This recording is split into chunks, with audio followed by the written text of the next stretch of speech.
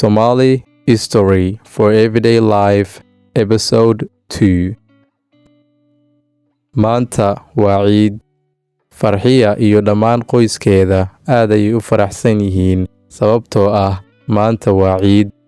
Farxiyo waxay haysataa dhar cusub, kabo, ookiyaal qurxan, iyo alaabta lagu ciyaaro. Farxiya waxay leedahay 2 walaalo oo ka weyn, Maryama iyo Muuse. Maryama waa gabarta ugu weyn reerkooda, waxayna jirtaa 18 sano. Muuse wuu ka yar yahay Maryama, wuxuuna jiraa 15 sano. Maryama way ku faraxsan tahay ciidda maxaa yeelay waxay raaci kartaa asxaabteeda, sidoo kale waxay aadi kartaa xeebta iyo meelo kale oo qurxan. Muuse aad ayuu u faraxsan yahay sababtoo ah banaanka ayuu ku ciyaari karaa waqti walbo ee maalmaha ciidda ah. Farxiya waxay leedahay 2 saaxiib, Deeqa iyo Jamiila. Dhammaantood waa isku dugsi. Subaxdii ciidda, dhammaan qoyska Farxiya waxay aadeen masjidka si ay u soo dukadaan salaada ciidda. Salaada ciidda kadib, Farxiyo iyo asxaabteeda waxay bilaabeen inay ciyaaraan. Waxay ku ciyaarayeen alaabta lagu ciyaaro.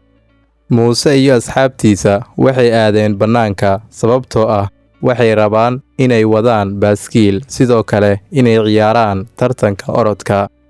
Xoogaa kadib waxay bilaabeen inay wadaan baaskiilka.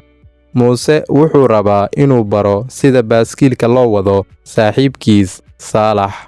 Saalax waa markiisa koowaad uu wadayo baaskiilka, wuxuuna dareemayaa cabsi aad u badan.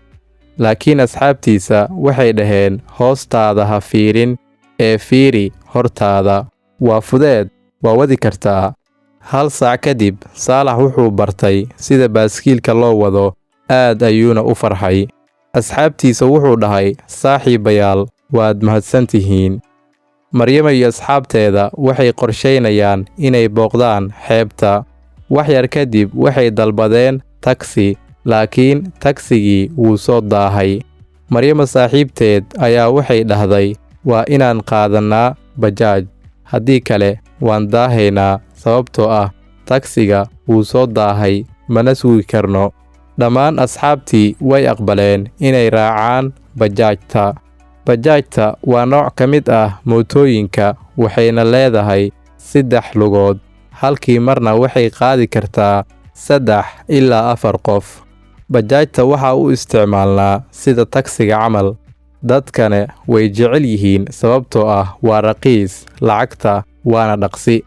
Farxiya iyo asxaabteeda way daaleen maadaama ay ciyaarayeen waqti badan, waxayna rabaan inay nastaan, kadibna ay cunaan cunto. Muuse iyo asxaabtiisa waxay ciyaarayaan tartanka orodka. Xoogaa kadib, Muuse wuxuu dhahay, waa inaan xaafadda aadnaa si aan u cunno cunto sababtoo ah waan daalnay. Maryama iyo asxaabteeda way tageen xeebta, laakiin xeebta aad ayay mashquul u ahayd sababtoo ah dad badan ayaa joogay.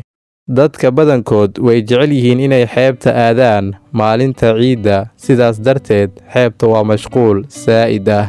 Haddii aad rabto inaad aaddo xeebta ama meelaha kale ee qurxan, waxaa fiican inaad aaddo maalmaha caadiga ah ee aan ahayn waqtiyada ciidda. Tani waxay ahayd sheekada Farxiya, Maryama iyo Muuse, kuwaasoo ah walaalo, sidoo kalena ku faraxsan maalinta ciidda. Waxaa maqli doontiin sheeko kale oo xiiso leh, insha Allah. I hope you enjoyed this amazing Somali story. Again, Abzi loves your support. To support me, you just need to hit the like button and subscribe for more. If you have any questions about anything to start learning Somali, ask. I'll do my best to answer it. Waxaan idin rajaynayaa khayr iyo caafimaad. Ciid Mubaarak.